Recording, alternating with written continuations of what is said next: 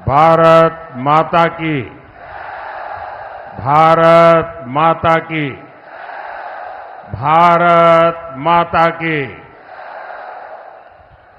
राम राम साहब। शक्ति और भक्ति री परिचायक चैत्रीय नवरात्रा रे चौथे दिन माता कुष्मांडा रे स्वरूप ने मारो कोटि कोटि प्रणाम।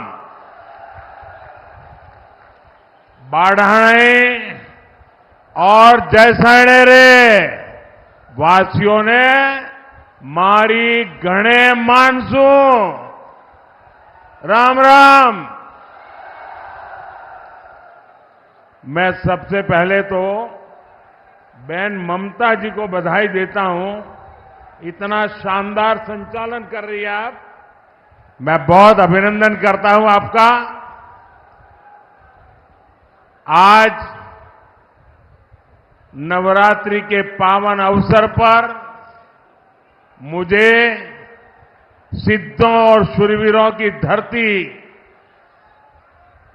एक बार फिर आप सबके दर्शन करने का सौभाग्य मिला है। ये वो धरती है जिसके वीरों की कहानियां आज भी सीमा पार खौफ पैदा करती है। जिस रेगिस्तान की गर्मी में अच्छों की हिम्मत दम तोड़ देती है, वहां आपके हौसले के सामने गर्मी भी कुछ नहीं कर पाती। ये जन सैलाब, ये जन समर्थन बताता है बाड़मेर की जनता बीजेपी को भरपूर आशीर्वाद देने का संकल्प ले चुकी है। इस चुनाव में आपका एक एक वोट विकसित भारत की नींव मजबूत करेगा। ये चुनाव दल का नहीं, देश का चुनाव है। इसलिए आज पूरा देश कह रहा है 4 जून 400 पार। 4 जून और मालानी की यही पुकार। फिर एक बार, फिर एक बार, फिर एक बार। भाइयों और बहनों, बाड़मेर हमारी पार्टी के वरिष्ठ स्वर्गीय जसवंत सिंह जी का क्षेत्र है। यहां के लोगों ने हमेशा मुझे बोला है, मोदी जी आप देश के दुश्मनों को सबक सिखाओ, बाड़मेर जिताने की जिम्मेदारी हमारी। आप इस बार भी पहले से ज्यादा वोटों से बीजेपी को जिताएंगे, ये मेरा पक्का विश्वास है। साथियों, कांग्रेस पार्टी ने 5-6 दशक से ज्यादा देश पर हुकूमत की, लेकिन देश की कोई एक बड़ी समस्या ऐसी नहीं जिसका संपूर्ण समाधान कांग्रेस ने दिया हो। राजस्थान के लोगों से बेहतर इस बात को कौन जानेगा। जिस राजस्थान के लोगों ने देश को अपने लहू से सींचा, उस राजस्थान को कांग्रेस पार्टी ने पानी के लिए प्यासा रखा। मेरी माताएं बहनें तपती गर्मी में रेतीले धोरों पर सिर पर घड़े रखकर कोस कोस चलकर पानी लेने जाती थी। हमारी बहनें यहां कहती थी, घी ढुले तो मारो कुछ न जासी, पानी ढुले मारो सब कुछ जासी। यानी पानी घी से भी ज्यादा मूल्यवान था। लेकिन 70 साल तक किसी ने इन माताओं बहनों की नहीं सुनी। जब आपने आपके बेटे मोदी को सेवा करने का मौका दिया, मैंने जल जीवन मिशन शुरू करके इस त्रासदी को खत्म करने का बीड़ा उठाया। जल जीवन मिशन से हमने राजस्थान के 50 लाख घरों तक पानी पहुंचाया है। लेकिन जितने दिन राजस्थान में कांग्रेस सरकार रही, उसने जल जीवन मिशन में भी जमकर भ्रष्टाचार किया। कांग्रेस ने राजस्थान तक पानी लाने के लिए ईआरसीपी परियोजना भी पूरी नहीं होने दी। वहीं हमारे भजनलाल शर्मा जी की सरकार ने 100 दिन के भीतर ही ईआरसीपी परियोजना को पास करवाया है। हरियाणा से पानी का समझौता भी हो गया है और हम लोग तो चाहे राजस्थान हो या चाहे गुजरात हो, हम लोग तो लाखा बंजारा को अपना आदर्श मानने वाले लोग हैं। हमारा संकल्प है कि हम राजस्थान के हर घर तक पानी पहुंचाए। साथियों, कांग्रेस की सोच ही विकास विरोधी है। ये लोग देश के सीमावर्ती गांवों को देश के आखिरी गांव कहते हैं। ये लोग सीमावर्ती जिलों को, वहां गांवों को जानबूझकर विकास से वंचित रखते थे। और आप हैरान हो जाएंगे, क्यों रखते थे, क्या तर्क देते थे। ऑफिशियली बताते थे, वो कहते थे कि सीमा के पास विकास होगा तो दुश्मन देश के भीतर आकर कब्जा करने की संभावना बढ़ जाएगी। ये शर्म की बात है कि नहीं भाई? क्या हम इतने बुद्धिल हैं कि हम बढ़िया रास्ते बनाए तो दुश्मन उस पर चढ़ जाएगा? क्या बात करते हो? शर्म आनी चाहिए आपको। आप मुझे बताइए, किस दुश्मन के कलेजे में इतनी हिम्मत है कि वो बाड़मेर की सीमा में घुसकर कब्जा करने की सोचे?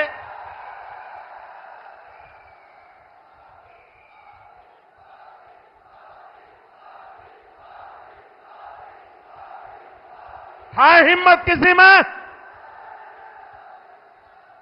भाइयों बहनों, हम सीमावर्ती इलाकों को, सीमावर्ती गांवों को आखिरी गांव नहीं, देश का प्रथम गांव मानते हैं। हमारे लिए देश की सीमा यहां पूरी नहीं होती है, हमारे यहां से देश शुरू होता है। आज अगर देश में 4 करोड़ गरीबों को पीएम आवास मिले हैं, तो मेरे बाड़मेर को भी 2.25 लाख गरीबों को पक्के आवास का लाभ मिला है।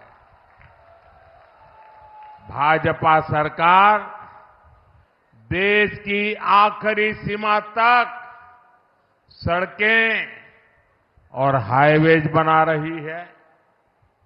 हमने बाड़मेर में मेडिकल कॉलेज भी खोला है। आज सीमावर्ती बाड़मेर में 72,000 करोड़ रुपए लागत की रिफाइनरी शुरू होने जा रही है।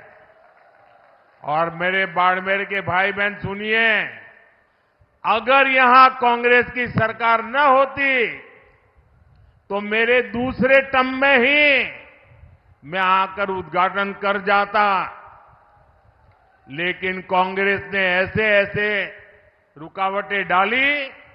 लेकिन मैं आपको गारंटी देता हूं, मेरे तीसरे टर्म में मैं रिफाइनरी का उद्घाटन करने जरूर आऊंगा।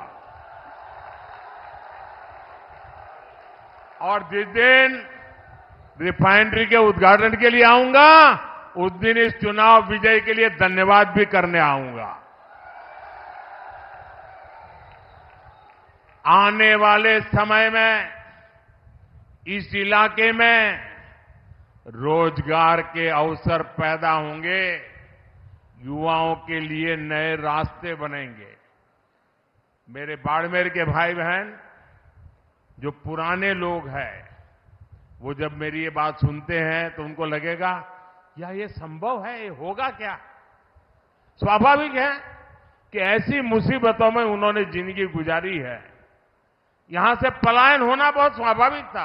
मां बाप भी बच्चों को कहते थे, भाई कहीं और चले जाओ, यहां रह के क्या करोगे? वो दिन थे। ऐसा ही हाल कच्छ का था। मैं गुजरात का अनुभव बताता हूं आपको। कच्छ का भी हाल ऐसा ही था। लेकिन 2001 के भूकंप के बाद गुजरात के लोगों ने मुझे सेवा का मौका दिया। आज पूरे हिंदुस्तान का सबसे तेज विकास करने वाले जो जिले हैं, उसमें आज कच्छ जिला पहुंच गया है। मुंबई में जमीन की जो कीमत होती है, वो कच्छ की जमीन की कीमत हो गई है। अगर कच्छ बदल सकता है तो बाड़मेर बदल सकता है कि नहीं बदल सकता है? बदल सकता है कि नहीं बदल सकता है? मैं ये करके आया हूं और इसलिए मैं गारंटी देता हूं, ये भी मैं करके रहूंगा।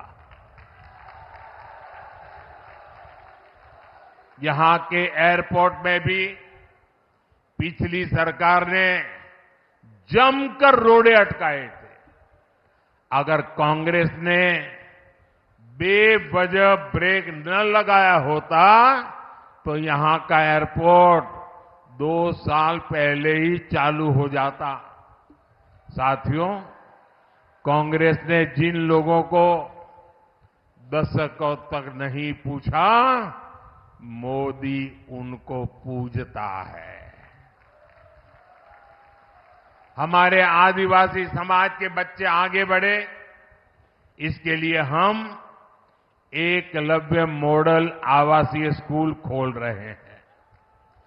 आदिवासी समाज को सिकल सेल एनीमिया से मुक्ति दिलाने के लिए हम अभियान चला रहे हैं। भाजपा ने आदिवासी समाज को सम्मान दिलाने के लिए देश को पहली महिला आदिवासी राष्ट्रपति दी है। हमारे गांव ढाणियों की महिलाएं, मेघवाल समाज, लंगा, मंगणियार समाज के लोग पीढ़ियों से हस्तकला का काम करते आए हैं। भाजपा ने पहली बार उन्हें आगे बढ़ाने के लिए पीएम विश्वकर्मा योजना शुरू की है। अपनी मेहनत से रेत में भी फसल उगाने वाले यहां के किसानों को भी कभी किसी ने नहीं सराहा। आज हम किसानों के सीधे उनके खातों में पीएम किसान सम्मान निधि भेज रहे हैं। किसानों की आय बढ़े, इसके लिए हम मोटे अनाजों को, श्री अन्न को पूरी दुनिया में प्रमोट कर रहे हैं। ये हमारा बाजरा कोई पूछता नहीं था, सिर्फ हम गांव के लोग खाते थे। आपको जानकर के खुशी होगी, अभी मैं जब अमेरिका गया तो अमेरिका ने राष्ट्रपति ने अपने घर में व्हाइट हाउस में बड़ा भोज रखा था, लेकिन मजा देखिए, उस भोज में जितनी चीजें खाने के लिए बनाई थी वो हमारे मोटे अनाज में से बनाई थी, हमारे बाजरे, हमारा ज्वार उसमें से बनाई थी।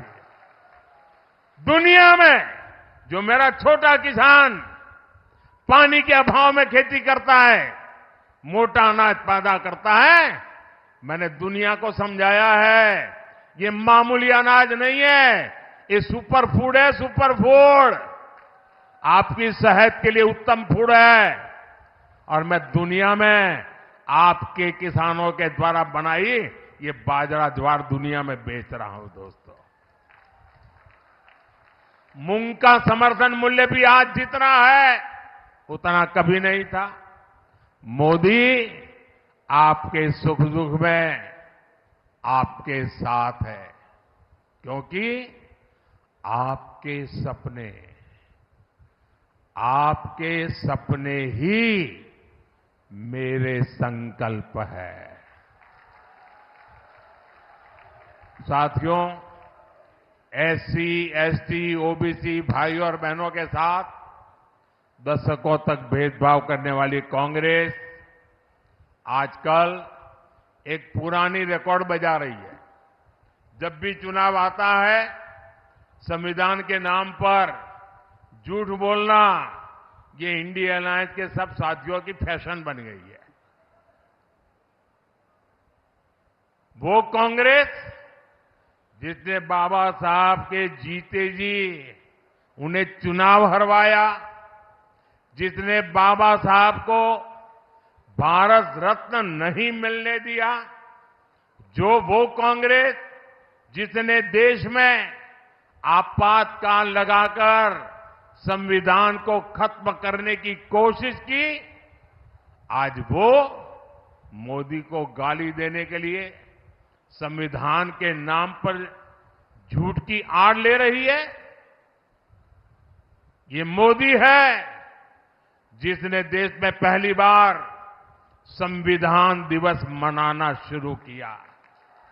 ये कांग्रेस वालों ने संविधान दिवस मनाने का विरोध किया था।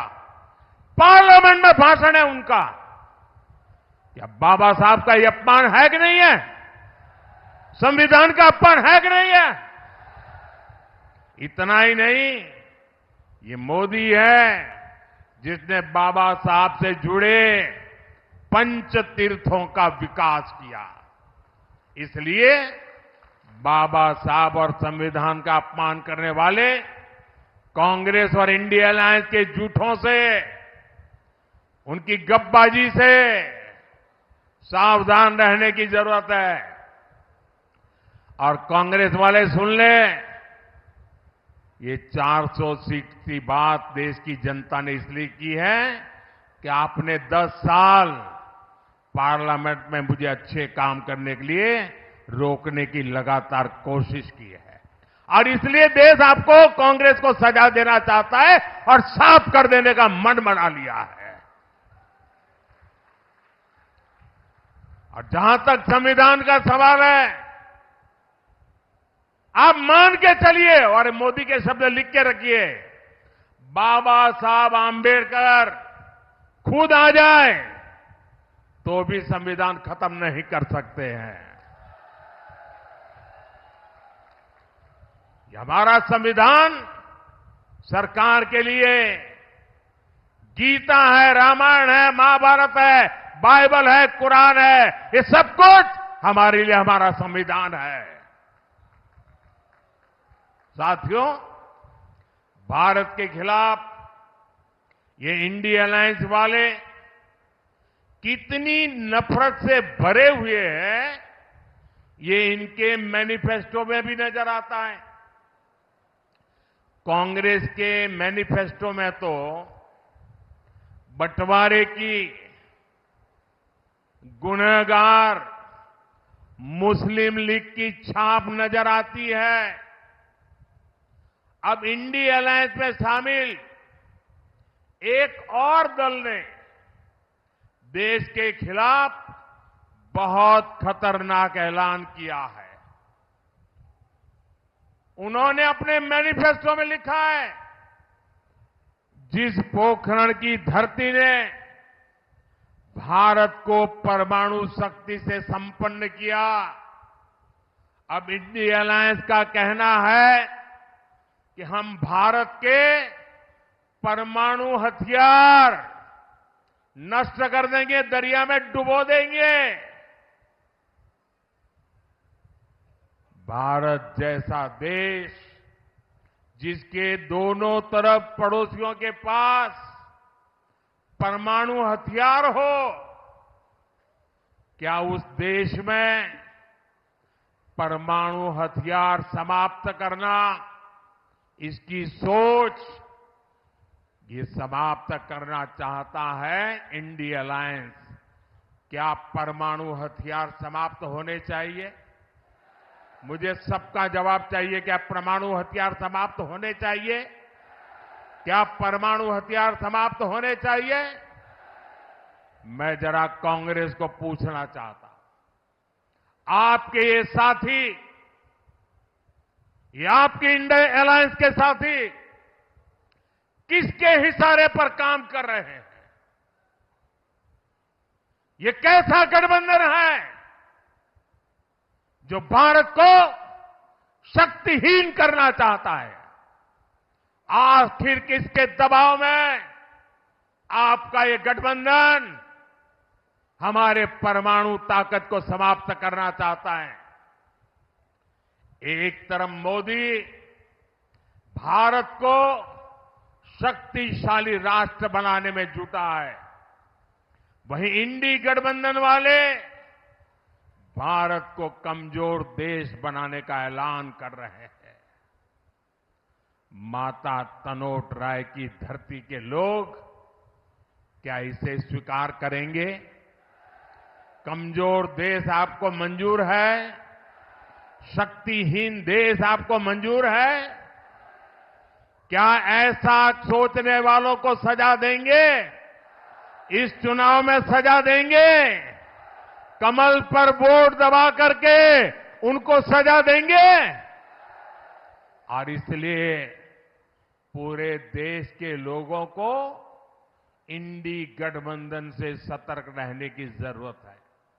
साथियों, जिस भारत मां के लिए हम अपने जीवन की परवाह नहीं करते, ये कांग्रेस पार्टी उसे सिर्फ एक जमीन का टुकड़ा मानती है।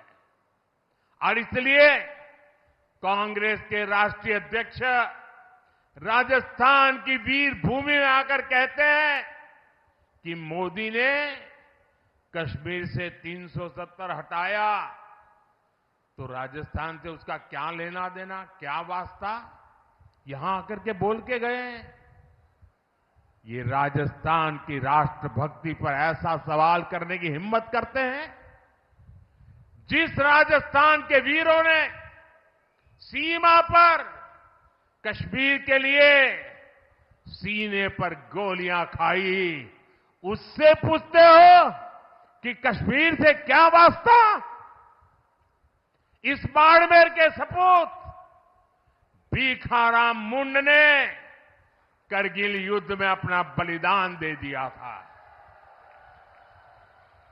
और कांग्रेस कहती है कि कश्मीर का राजस्थान से क्या वास्ता? जिस राजस्थान में, कश्मीर में जन्मे बाबू साहब रामदेव जी की घर घर पूजा होती हो। उससे पूछते हो कि कश्मीर से क्या रिश्ता?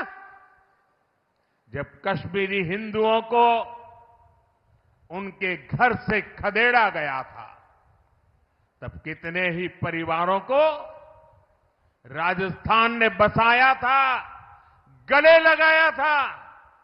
और ये पूछते हैं कि राजस्थान का कश्मीर से क्या वास्ता? अरे उनको पता नहीं होगा, करगिल के लोग ईरान गए थे और ईरान में कोविड की भयंकर महामारी में फंस गए थे। उनको वापस लाना था, कोविड के साथ लाना था, बड़ा संकट का काम था। उनको हिंदुस्तान ला करके कहां रखे? देश को जान करके गर्व होगा, ये मेरे राजस्थान की वीर भूमि है। जैसलमेर में ईरान से लाए गए कोविड के वो सारे लोग जो करगिल के रहने वाले थे, वहां वो माइनस टेम्परेचर में रहते हैं, यहां 35-40 डिग्री टेम्परेचर में महीना भर रहे। जब ठीक हुए तब राजस्थान ने उनको घर वापस भेजा था। ये है मेरा राजस्थान। कांग्रेस भारत को भाषा, प्रांत, जात पात में तोड़ना चाहती है। इसलिए आपको इस चुनाव में कांग्रेस को फिर एक बार सबक सिखाना है। साथियों, कांग्रेस हर उस काम का विरोध करती है जो देश हित में होता है। कांग्रेस हर उस ताकत के साथ खड़ी हो जाती है जो देश विरोधी होती है। आप देखिए, हम लोग देश में, राजस्थान में शक्ति की उपासना करते हैं, माता की उपासना करते हैं, लेकिन कांग्रेस के शहजादे कहते हैं कि वो हिंदू धर्म की शक्ति का विनाश कर देंगे। अरे मेरी माताओं बहनों की ताकत तुम नहीं जानते हो। किसी मर्द को आगे नहीं बढ़ाने पड़ेगा। इस शक्ति को नष्ट करने वालों को ये मेरी माता बहनें ही निपट लेगी। देश में राम मंदिर निर्माण का पुनीत पावन काम होता है, कांग्रेस उसका भी बहिष्कार करती है। और कांग्रेस करती क्या है? कांग्रेस रामनवमी की शोभा यात्रा पर राजस्थान में पत्थरबाजी करने वाले दंगाइयों को संरक्षण देती है। देश में घुसपैठिए आते हैं तो कांग्रेस उनका स्वागत करती है, लेकिन भारत विभाजन का विरोध करने वाले हमारे दलित और सिख भाई बहनों को नागरिकता देने वाले सीएए का ये विरोध करते हैं। मैं आपसे पूछता हूं, क्या कांग्रेस एक भी सीट राजस्थान से जीतने की हकदार है क्या? हकदार है क्या? एक भी सीट बचनी चाहिए क्या उनकी? इस बार तो उनकी सीटों की जमानत जानी चाहिए भाइयों। जाएगी? साफ कर दीजिए उनको, ये सुधरेंगे नहीं। साथियों, 26 अप्रैल को राजस्थान और देश के भविष्य के लिए एक बहुत बड़ा दिन है। और मैं रिफाइनरी के उद्घाटन के लिए जब आऊंगा तब आपको मैं याद कराऊंगा कि इसका महत्व क्या है। भारतीय जनता पार्टी ने बाड़मेर से कमल की जिम्मेदारी भाई कैलाश चौधरी जी को दी है। इसलिए आपको मोदी की गारंटी पर भरोसा करते हुए कमल पर बटन दबाने के लिए प्रार्थना करने आया हूं, आपके आशीर्वाद लेने आया हूं। मेरी माताएं बहनों के आशीर्वाद, मेरे नौजवानों के आशीर्वाद, मेरे बुजुर्गों के आशीर्वाद, धानी धानी मेरे किसान भाई बहनों के आशीर्वाद, यही मेरी ऊर्जा है, यही मेरी ताकत है। चाहे जितनी गर्मी हो, 26 अप्रैल को सुबह सुबह ही कमल का फूल खिलना चाहिए। खिलेगा? और इसलिए मेरा अनुरोध है, पहले मतदान फिर जलपान, पहले मतदान फिर अच्छा, मेरा एक और काम करोगे? जरा हाथ ऊपर करके बताइए, करोगे? सबके सब करोगे? माताएं बहनें भी करेगी? देखिए, पहले तो मैं राजस्थान में बहुत घूमा हूं, सब दूर जाता था, संगठन का काम करता था, इन सबके साथ कंधे से कंधा मिलाकर के काम किया है। लेकिन अब आपने इतना काम दिया है कि मैं सब जगह पे जा नहीं सकता हूं। तो मेरा एक काम करोगे? घर घर जाकर बताइएगा कि अपने मोदी बाड़मेर आए थे और मोदी ने आपको प्रणाम कहा है। मेरा प्रणाम पहुंचा दोगे? हर परिवार में मेरा प्रणाम पहुंचाओगे? हर माता बहन को मेरा प्रणाम पहुंचाओगे? हर बुजुर्ग को मेरा प्रणाम पहुंचाओगे? जब इन सबको मेरा प्रणाम पहुंचेगा ना, तो वो मन से मुझे आशीर्वाद देंगे और वो आशीर्वाद मुझे ऐसी ताकत देगा कि विकसित भारत का सपना पूरा करने के लिए मैं अपनी पूरी ऊर्जा लगा दूं। मेरे साथ बोलिए, भारत माता की, भारत माता की, भारत माता की। बहुत बहुत धन्यवाद।